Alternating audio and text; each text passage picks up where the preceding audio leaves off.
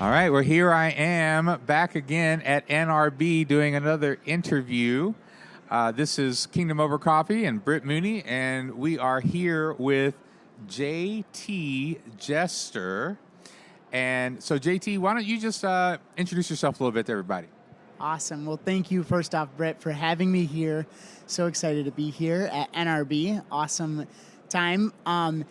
Myself, JT Jester, I'm an author and a speaker, and my life journey starts at birth. I've have a book out called No Bad Days, and No Bad Days is a book about overcoming adversity and overcoming challenges, which we all have in our lives. And so the phrase "no bad days" comes from a time that I was in the hospital, and my dad came into my room when I was a youngster, and he leaned over my bed and was hugging me and saying, "JT, I'm sorry you're going through this." And I said to him, "Dad, don't worry. There's no bad days. There's only hard days, and we get through them." And from there, that line just sort of stuck with our family, and it's been true. There are no bad days. Every day is a blessing. So how old were you when you said that to your dad? Yeah, I was around 10 years old. So you were, let me just get this straight. You were 10 years old in the hospital, right? Am I getting the story right? You're 10 years old in the hospital, and you were having what some would consider a bad day, and that's when you said that to your dad. So you had learned it by then.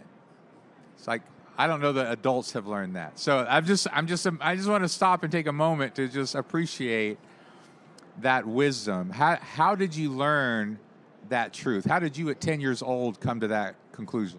So I think that really came to light because I had spent most of my younger years in the hospital, and from a syndrome called Vectoral Syndrome, and it's a syndrome that affects from your GI system to your heart, to your kidneys, to your spinal cord, to limb deformities and things like that. And for me, I was blessed to have only a certain few of those aspects of Vectoral Syndrome. But going through a hospital and spending 200 and some days in a hospital, you go from one room to or you walk down the hallway looking into one room and looking to the next room. And that first room you look into, I said to my dad, "Dad, that kid's not as sick as me." And you go a little farther and you look into that room, and it's like, "Dad, that kid's a lot sicker than me." So it put life into perspective. And then a couple of weeks later, when you walk down the hall, and it reminds you that spending that time in a hospital, you get to know the kids too. But you look into that first room, and the child that was in there is no longer there. And you walk down the hall, and the next one isn't there. And so you ask I asking my father, where, the first child was probably discharged from the hospital, where the second child had lost their life. And so I think early on, for me, and for anyone that has a challenge at a younger age, whatever the challenge is, there's definitely an aspect of you learning something about life and how blessed you are to have every day that you have. And so I have to say that with the challenges that I've had, it's amazing to see other patients and other people that have had similar challenges or much worse challenges get through them, and we all do. We just need a good team, a good tribe behind us to help us through. So when you say you spent 200 days in the hospital, what does that look like? Like, what did those days entail? I mean, not to get too boring with it, but like, if you were in the hospital, like, why were you in there? Was it in a row, 200 days in a row? Like, so what was the purpose of that? Like, what were they trying to get? So with my medical challenges, the GI system has been rebuilt from top to bottom. I was born with tracheoesophageal fistulas that is a birth defect that has endless pathways that don't connect to your stomach, your lungs, and things like that. And so from there, I had what they call a perforated anus, and it's a birth defect that, for example, I couldn't go to the bathroom for the first years of my life, so I had a colostomy bag and that colostomy bag was my way of using the bathroom. But that time that I was in the hospital those times were long too, but the longer stints of time, up to 200 some days, those were times that I was blessed to have the ability to have a surgery that fixes a lot of these issues of the lower system, and so having that fixed, you have to do. I have no motility from the top of my esophagus all the way down, and so I had to do what they call bowel management programs, and this was the time period of those 200 days, is figuring out what those solutions would be, and I'd have to actually catheterize myself. Catheterize myself through the anus and put the fluid in, and that's how I'd flush my system out. And now I have what they call a Malone Procedure, and so I'm so blessed to have. Well, we are also blessed to have technology and doctors that can do this. So I actually have a port in my belly button, and I put the 500 cc's of my glorified enema right through there, and so it makes it a lot easier and brings my quality of life up a lot.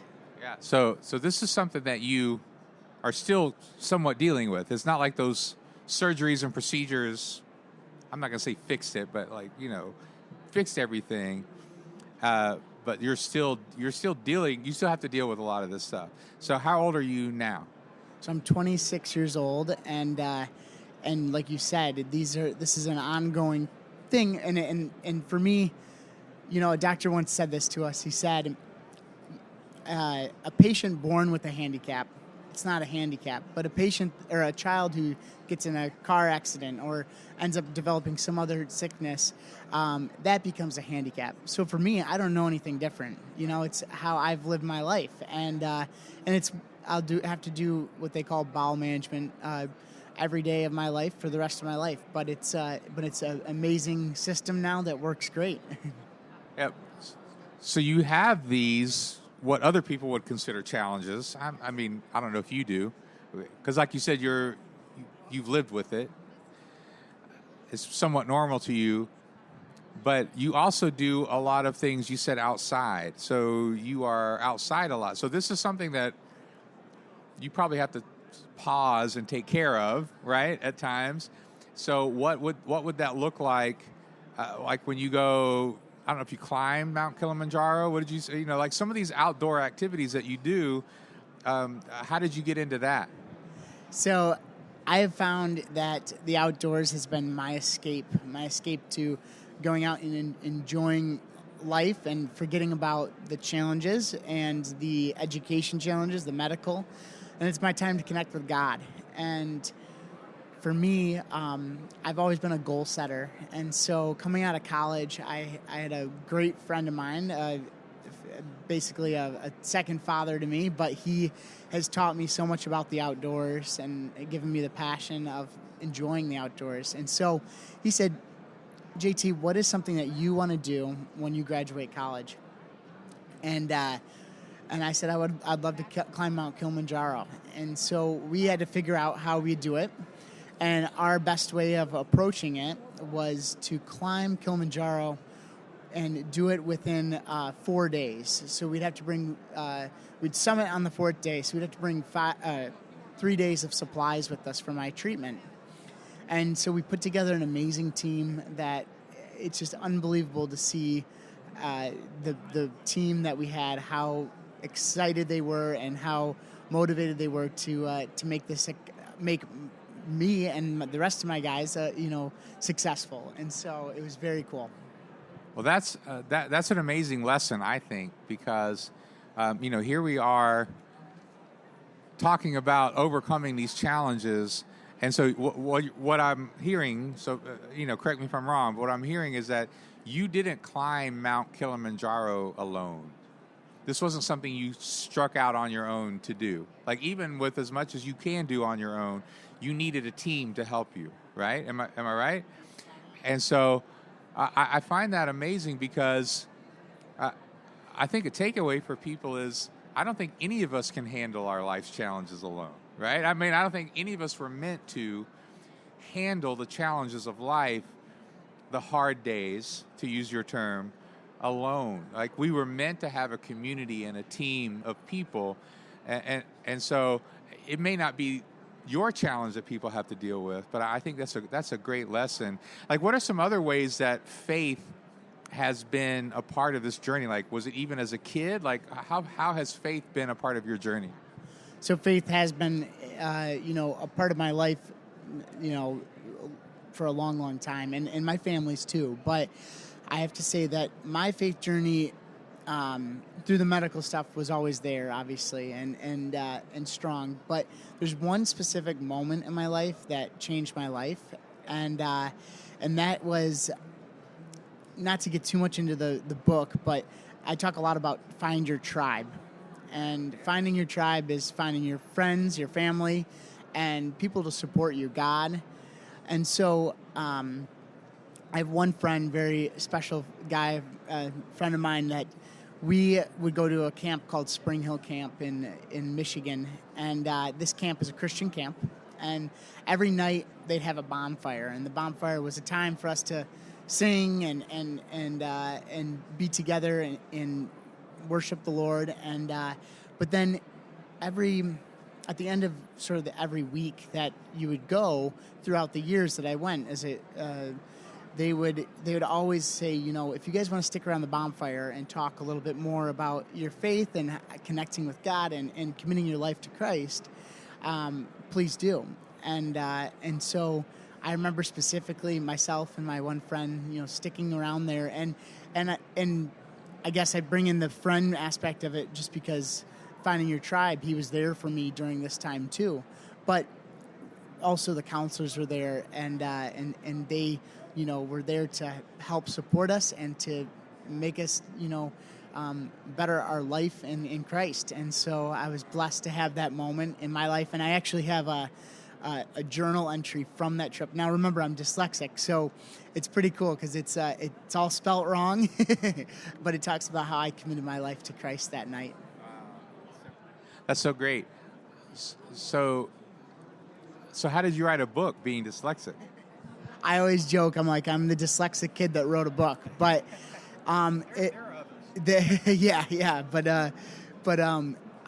again, finding your tribe, finding your people is so important. And throughout this journey, I have had amazing people to guide me and help me with writing this and pull important stories from other people to share, because we all have a story to share, and it's so important to share it because with you sharing your story, it allows that other person listening to you to know that you will open up to them and that they can open up to you, and it allows this trust factor and this ability to understand that we all have our struggles in life, and we all have to put our best foot forward and have our solid tribe behind us to help us. So let's say somebody's listening to this and they don't have one of those, because it sounds really easy to say, and you were very fortunate to have that, right? Growing up and finding those teams to help you. And I've been very fortunate growing up to have strong community around me. I mean, my family and my church, I tell people all the time, like, if you're impressed with me at all, it's not me. Like, I was raised amongst great people, right, who poured into me. And so let's say that, but there are other people who don't have that gift, right? They feel very alone. They don't feel like they have a tribe.